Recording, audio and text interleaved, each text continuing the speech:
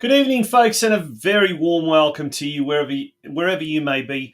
Thank you for joining us here on DinamoTV, the official podcast of St Albans Dinamo Football Club.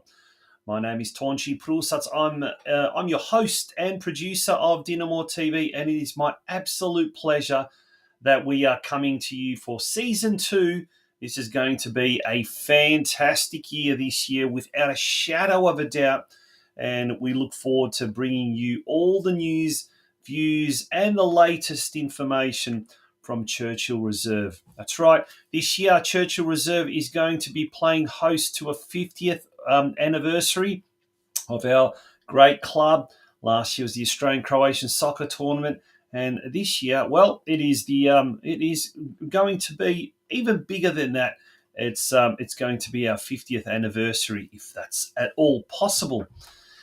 Tonight, folks, we've got a big show lined up for you. We've gone straight to the top, and we're going to have an exclusive interview with the president himself, Ilya Dragicevic, and with the NPL Victoria competition just around the corner.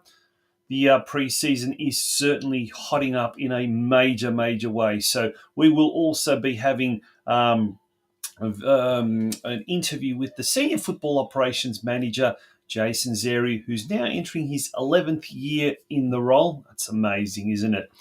And he'll give us all the latest information and details of what's happening with regards to the senior football operations side of things ahead of the NPL Victoria season, which kicks off in early February.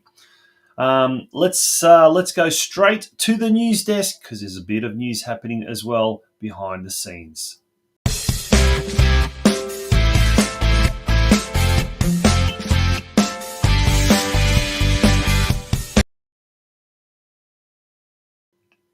Welcome back to the news desk here at DinamoTV.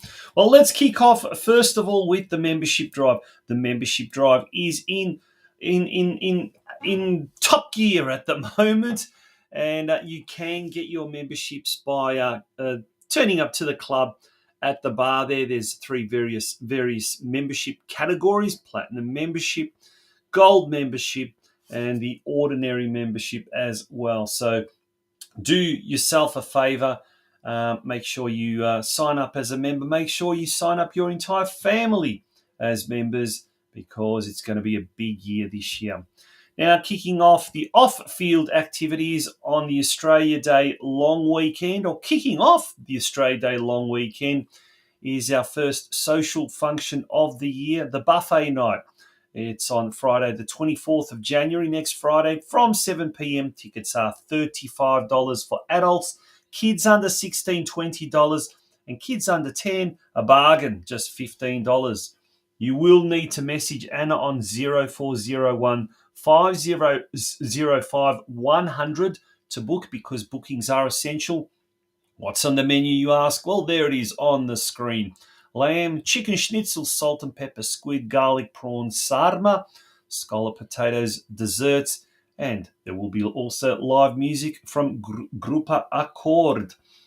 This weekend, if you're not doing anything, go down the highway, down the Princess Highway to Geelong, to Alco Park, where the this year's I&D pre-season club championship will be staged. Over 2 days, North Geelong Warriors will be running this event on the Saturday and on the Sunday.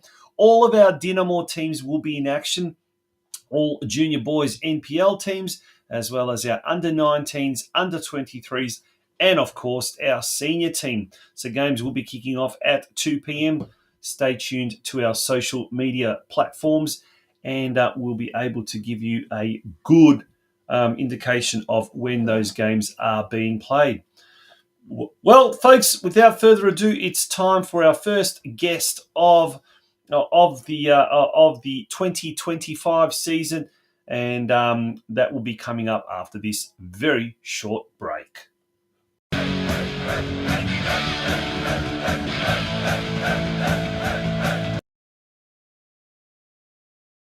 Well, it's a pleasure and an honour to kickstart Season 2 of DinamoTV and Season 2025 with the man himself. We've gone to the very top the president, Ilya Dragicic. Ilya, welcome to DinamoTV and welcome to season 2025. Thanks, Tonchi, and welcome back also to yourself.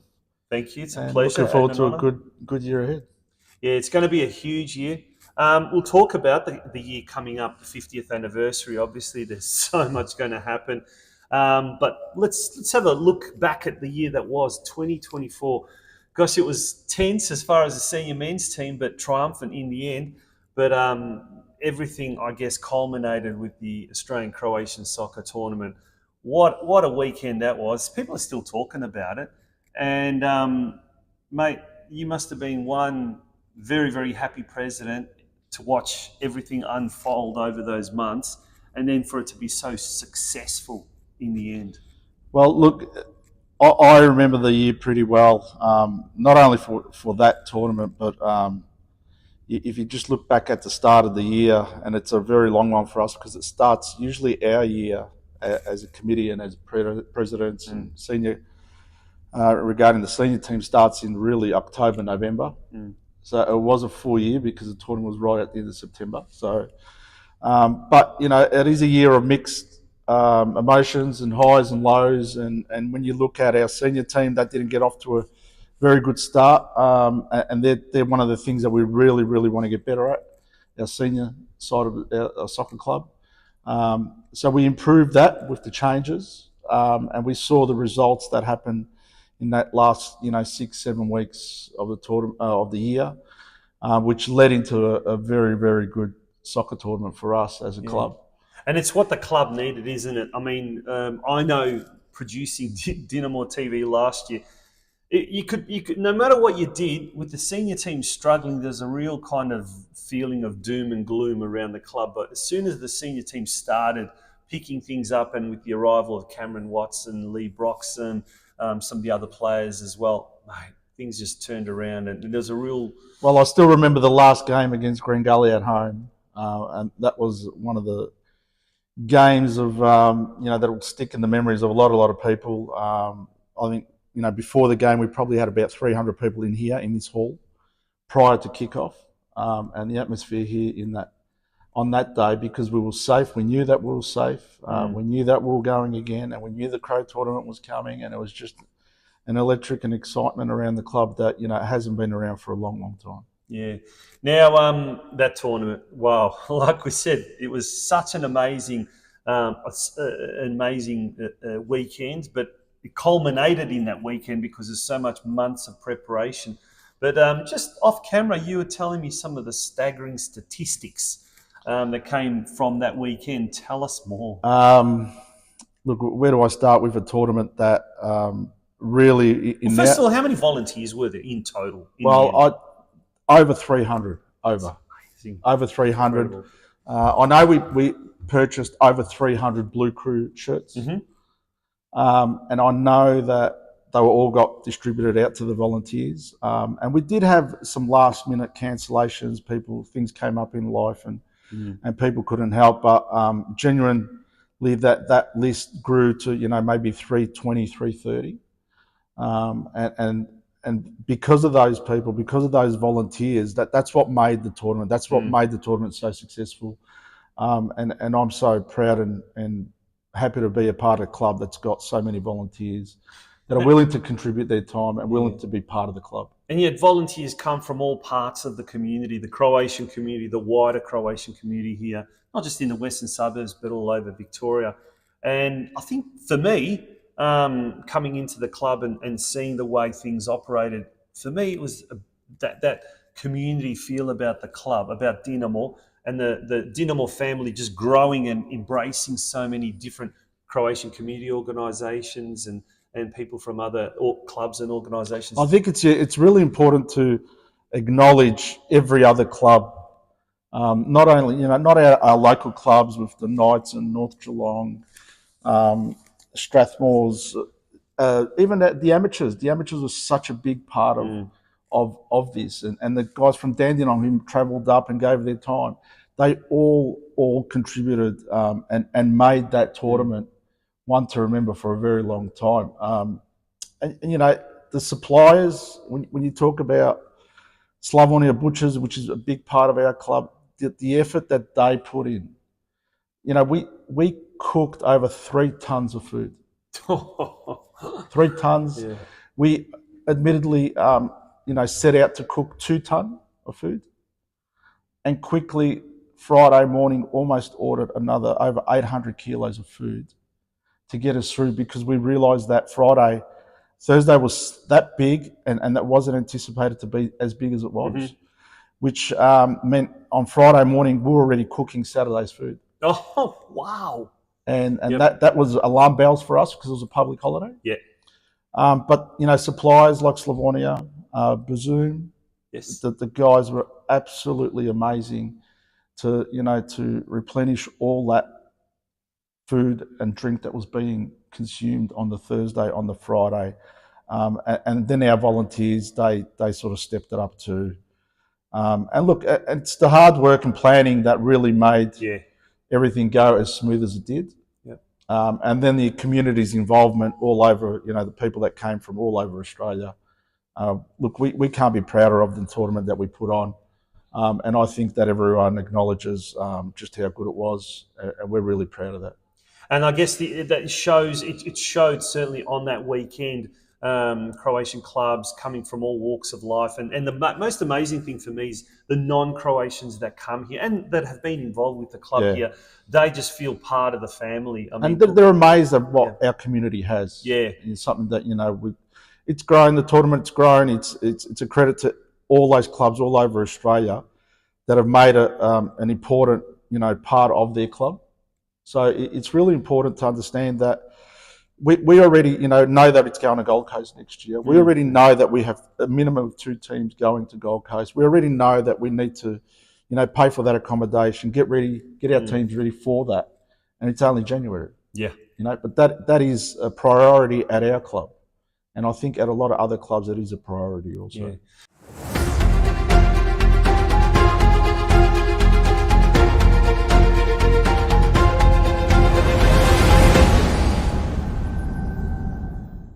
Now, last year, for me personally, one of the things I really, really enjoyed putting together and interviewing was the living legends, And it helped me kind of get to know the history of the club even better. And I mean, the club, there we go, 1975. 50-year anniversary this year in 2025. Now we're looking forward to the year ahead. What are some of the plans to celebrate our fantastic club? Well, I think apart from the week to week and month to month stuff that happens regularly, and that all our families have come to know, that'll continue. Yeah. So our buffet nights. Let's talk about that, because that's coming up. So we've got tell us all the details. Next Friday is our first one for the year, and it also gives people to come in and sign up memberships for 25. So look, the numbers are already good. They're people get on the phone, they book their tables of 8, of 10, of 15. And the next thing you know, we've got 200 odd people in here, and the buffet's a success. So we can fit a lot more in. Yeah, well, look, and then being a 50th year, we've got a gala on in the middle of the year, which for the first time this year, we will be partnering up with Dinamo Zagreb. They'll be coming down, and they will be here during that period. So there will be a camp on for the kids, and then they will join us for the gala. Yeah, and that promises to be a huge event in July, I believe. Yes, it is. Yep. And on that same weekend, the big Croatian derby against Melbourne Knights as well. So certainly something to look forward to. If you can't wait until the Croatian soccer tournament, Gold Coast. As soon as that was announced, that there's a lot of people certainly will be enjoying that. It's always something special about that, going up to the Gold Coast. But overall, mate, how you've learned from a very busy year last year. You had a great team, but I guess with all due respect, a good president is as good as the people around him, of course. Have you had any people come and join the committee after the soccer tournament? Yes, we have. We have, which is a really good point. I think that tournament did bring people together. Yeah. People that normally probably wouldn't sit and have a drink together, people that normally wouldn't have a meal together, have formed new friendships and have formed, to be part of the club now. So we do have additional people in our junior structure. We do have a couple of additions in our senior structure. And look, and that's all, helping us grow. And with that come new ideas. New people come in, Yes. and they think about how they can have a impact on this club, and we listen to that, and we listen to what people want to have at their club, and then we give it a go. Yeah. Getting back to the tournament, because I just can't stop raving enough about the tournament. But one of the things that the tournament left us, apart from that legacy of a lot of people getting back involved with the club or having, catching up with people that haven't for a long, long time, was the infrastructure improvements around the ground. That electronic scoreboard, I think, was a massive hit at the tournament. Look, but also the pavilion. And since then, we've also got the pitch one as well, the refurbishment. Yeah. So look, to put a value on what happened 3 weeks out before the tournament at this club, and I'll describe it to you quickly. It was 3 weeks of 30 to 40 guys here, 6 days a week. Our sponsors, I&D, Ivan and Kathy Filipovic, their generosity and support, with all those volunteers that were here working, with the other sponsors. Evolution was amazing in doing all the electrical stuff, ImageWorks, the scoreboard, and all the work that came with that, and everyone pulling together. Look, I'd say we're somewhere between $200,000 and $300,000 up from what happened in that 3-week period, which actually helped so much for the tournament. We painted bricks here, we painted roofs here, we painted grass and concrete, and we turned this place upside down to present it to the community that was coming. Yeah, and you did a damn good job, that's for sure. What's your hopes for 2025 for the club? First and foremost, I'd love to say that our senior team is going to be in a better way this year. We've recruited well, we believe. We've recruited younger, quicker, stronger, and I think smarter. And we've probably dropped the average age in our team, which I think is a good thing. It is a young man's sport, and I think the guys that we have now have all hit those 40, 50 games, and I think they're all ambitious, to succeed and have a good year. Excellent. Well, it certainly is going to be an exciting year. And this weekend, we talk about the community coming together down in Geelong, the I&D Challenge Cup. And once again, we talk about I&D. Kathy and Ivan Filipovic, they've done so much for the Croatian community clubs, but that's another opportunity for the community to come together. But and shortly after that, it's not too long, and then the season starts in the NPL Victoria competition. Yeah, and we're off to Dandy City for round one, which is again, round one was scheduled to be here at Fox Street, but with the works that are happening right now, which is really exciting for the club, a new pitch. New fencing, it really will change the way our seniors play. I think it'll really improve for them. Will the coaches' boxes stay the same? I think the boys on the hill want transparent ones so that they can see through that. Well, look, it's well deserved for our club to have a brand new pitch. It's something that we've been very patiently waiting for in the background. And let me just tell you that within a few months, maybe, probably by the middle of the year, we'll have some more exciting news about other things happening at this club. Well, if that doesn't get you excited about season 2025, then nothing will, folks. And here's an opportunity to show your excitement by becoming a member of St Albans Dynamo at the buffet night. And there's going to be lots and lots of opportunities before the season kicks off. So we look forward to season 2025 and everything that it brings the club. And we certainly are looking forward to our 50th anniversary later on in the year. Ilya, all the best. Thank you. And thank you to all the guys that supported the club in 2024. I hope you are all back. And there are guys interstate that I know personally, and they're always supporting our club. And thank you to all those guys, all over Australia that reach out, say good day, and send their best wishes to the club. Awesome. You're watching DinamoTV. We're going to take a very short break. When we return, I caught up with the senior football operations manager, now in his 11th year at the club. I think that's past the long service leave phase. Jason Zeri. That's coming up shortly after this break. Don't go away.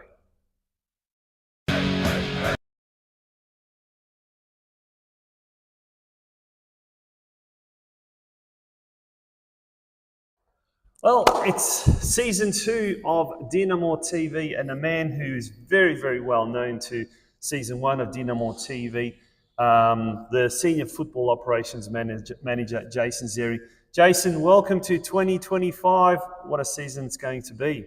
Yeah, exciting time ahead. It's great to be here, and great to we're all looking forward to the upcoming season. A lot of work's been going on behind the scenes, obviously, in the last couple of months. So, yeah, can't wait to get to round one. All right, well, let's talk about, before we talk about season 2025 and what's coming up, but mate, this is your 11th year at the club. You've gone well beyond the long service leave stage. What's it like just as the season approaches? Does it get easier? Does it get harder as you get, more and more into these pre-seasons? Do they get more and more intense as the years go by? Oh, look, I don't think. Every pre-season is reasonably intense, because you're obviously preparing most of the time. Whether it be a set of new players or new coaching staff and what have you. So, every pre-season is quite unique. I mean, obviously the fundamentals are the same, and the preparation and the goal in regards to getting the players ready for the start of the season is always the same. But obviously working with different coaches and different staff over the years, every sort of coaching group has its slight little variations on pre-season preparation, and this year's been the same. It's obviously Cam and the staff's first pre-season at the club, and again they've brought their own little, taste to it all, and quite intense and quite detailed, which has been fantastic. And I think they've done a great job so far in preparing the team for round one. Yeah, well, I guess with what he achieved and the players achieved towards the tail end of last season, when we looked dead and buried, and then all of a sudden it was like the phoenix rising from the ashes. We managed to string together a whole series of wins, and we looked really good. I guess that now kind of leads into this season, and maybe the expectation from the punters, especially the boys on the hill, might rise, but I guess rightly so. Cam's now got a full pre-season. He's bought some of the players that he wants. There must be, in the dressing room at least, there must be a real air of excitement, a real anticipation. Yeah, look, absolutely. And I think, obviously, again, touching slightly on the tail end of last year, obviously finished off quite strongly. And I think, that belief has led into this pre-season. Obviously, there's been quite a big changeover in the playing group, which there's a lot of new faces, which is nice and fresh and fantastic. But look, the expectations and the standards, when Cam and Billy came in halfway through last year, the one thing they did immediately, they put their own obviously spin on things, and their expectations were at a certain level, and that's carried right through. And it's been evident in pre-season, and obviously it's been quite enjoyable, watching the pre-season with them, because again, the attention to detail has been immaculate right from the start.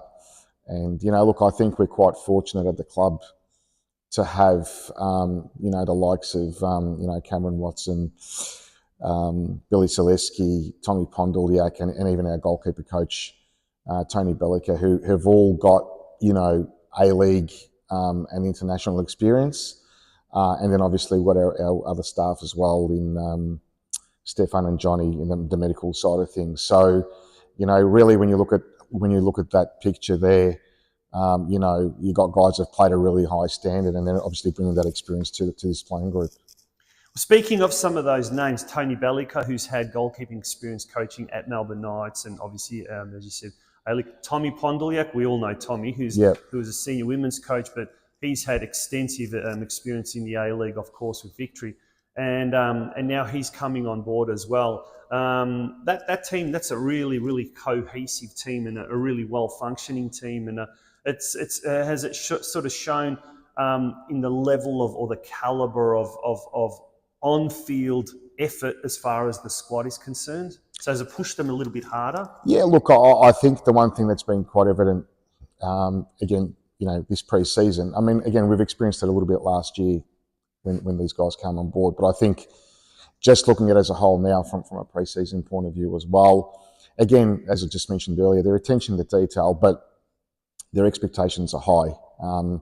And it's obviously made everyone step up a gear, both on and off the field, and that's there's our standards have lifted, because they've done that, and the players are only going to be guided by what the coaching group's doing, and as I said, so far, it's quite evident in what they're doing. Yeah, look, the pre-season obviously started, I guess, with the Australian-Croatian soccer tournament last year. The boys had a bit of a break, then they came back for that, and then obviously there was a bit more of a break. Take us through how the pre-season unfolded after the tournament. Yeah, look, once the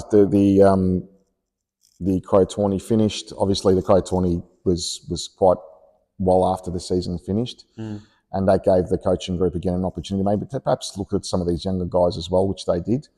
And then obviously we had a break and started all over again. But in that period, there was a lot of work done with trying to recruit new players, obviously working out who we're going to let go and so forth. And so as mentioned in probably previous episodes, there's a lot of work that goes on behind the scenes, even when there's nothing happening on the park. So there was a lot of work done in regards to securing players, and then obviously, come first week of November or second week of November, we had hit the ground running, and it was great to see that, usually pre-season, you might get kind of 60% of the squad or 70% of the squad, then there's a couple of lagging behind, but not this year. Like everyone, come first session, almost everybody was there, apart from a couple of guys that were signed late, but you suddenly had 95% of your squad there from the start. Yeah. Now the main pitch has become a construction zone, and there was some footage of that on our Facebook page just last week, and it's still very dusty out there, and it certainly looks like there's still a fair bit of work involved. How has that impacted on the first team squad? Has the squad been able to train on pitches 2 and 3, which, by the way, are looking absolutely incredible, or have they had to go off-site somewhere? No, look, it's been a little bit of a combination. We did, I think, 2 or 3 sessions and played a couple of practice matches, or one practice match at Melton Phoenix's ground, and they've been kind enough to sort of assist us there. We've played a couple of practice matches away, and we've got our first one here tomorrow on Wednesday against Avondale at home. But look, apart from that, all the training sessions, most of them have been done on pitch 3, which has been great. Yeah. And how exciting it is to look at the works going on pitch 1. I think we've all been praying for this for the last probably 10, 15 years about getting a new pitch, and we finally are. And it's, quite exciting for the club to be able to obviously have a top quality pitch for the start of the season, or coming into the season. Yeah, and what are the plans? When will the first home game be? We play Dandy City away round 1. I believe it's on a Sunday, and then we play most of our, I think, first 6 rounds away.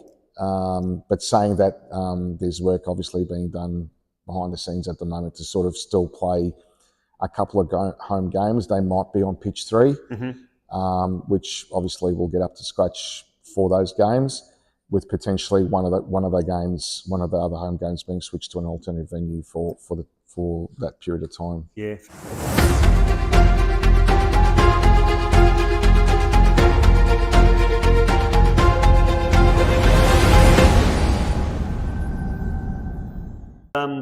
Of the new recruits, who has really caught your eye? Who have been some of the players that we can probably expect quite a fair bit in season 2025?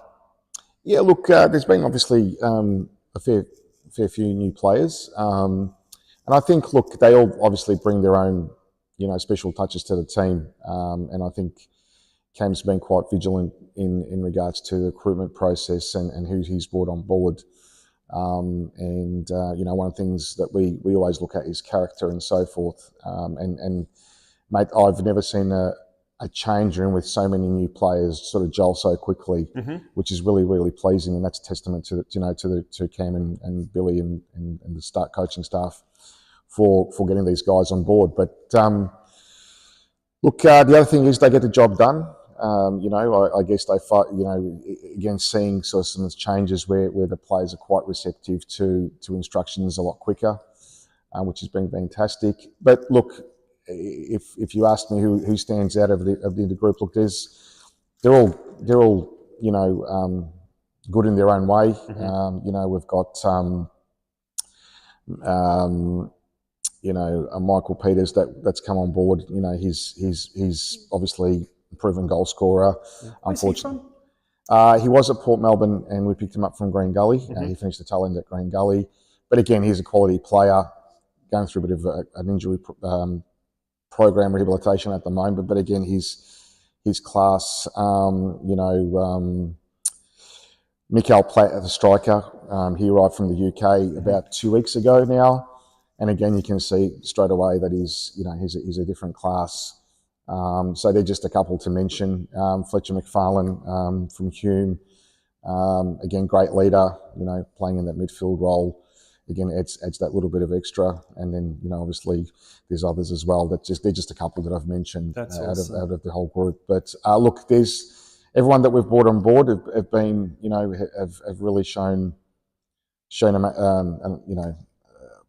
what they can do, obviously in pre-season. And obviously the other thing is too, which is fantastic, again, pleased to talk about some of the youth players coming through from our under-23s again, with a couple of more of them getting, pushed up to senior ranks officially for this season. And Jace, that probably would have been one of your highlights. I know, speaking to Tuna and to Berkey, the coaches and assistant coaches respectively of the 23s last year, for them, one of their season's highlights was seeing so many of the younger guys coming up through the ranks and becoming fully fledged senior players. For you, that must have also been quite an achievement, seeing those younger players mould or integrate into the senior team lineup. Yeah, look, absolutely. It's again, I've mentioned it many times on this show that, it's part of the club's DNA. We look at some of these photos behind me and some of the players that have played here, not only played here, but also played juniors here. And that's part of what we do. And I think we do well. And again, there's two new inductees this year from the 23s, but I won't announce who they are. I'll let that be done on Facebook, because let that be something to whet everyone's appetite. Yeah. But look, the squad's coming along nicely. We've got roughly three and a half weeks out of the season starting, and we're pretty much there with the squad. And finally, mate, your own portfolio seems to have expanded now with the introduction of the under-19s team. Does that fall directly under your kind of your responsibilities as well? And is that now fully fledged part of the senior team setup? Yeah, look, it is. Yeah, So the seniors, the under-23s and 19s come under, I guess my role in the club and football ops. But the 19s are also have a very close affiliation with the NPL juniors as well, because again, that's part of integrating perhaps some of the under-17s up to under-19s this year. So yeah, look, it's an added task. But look, we've got Berkey and Danny looking after the under-19s, and mate, they're great to work with, and obviously 20 under-23s. So again, we were talking about the coaching staff before, but it's just a great group overall, and we all work so closely together, and hopefully that'll lead to some good things this season. Well, whilst on the subject of the junior coaches, Ian Burke, who's the coach, newly appointed coach of the under-19s, and also I guess we need to mention Jason Trefiro as well, the junior technical director. Here's a scoop, folks. They are going to be subjects of our interviews, our feature interviews in next week's show. But until then, we've got the I&D Cup happening this week, or the I&D Challenge Cup in Geelong. All the teams will be in action. So there's another opportunity to see the boys in action. But Jason, all the very best for season 2025, and on a personal note, season 11 at the club. 11, Wishing you all the very best, and may 2025 be a lot less tense than what 2024 was. Yeah, well, I say this every year. My hair gets greyer every year. So, but no, look, it's thanks again for having me on today, and we'll look forward to a successful 2025. Folks, we're going to be back very, very shortly, and we will wind up the season return episode of DinamoTV. Don't go away.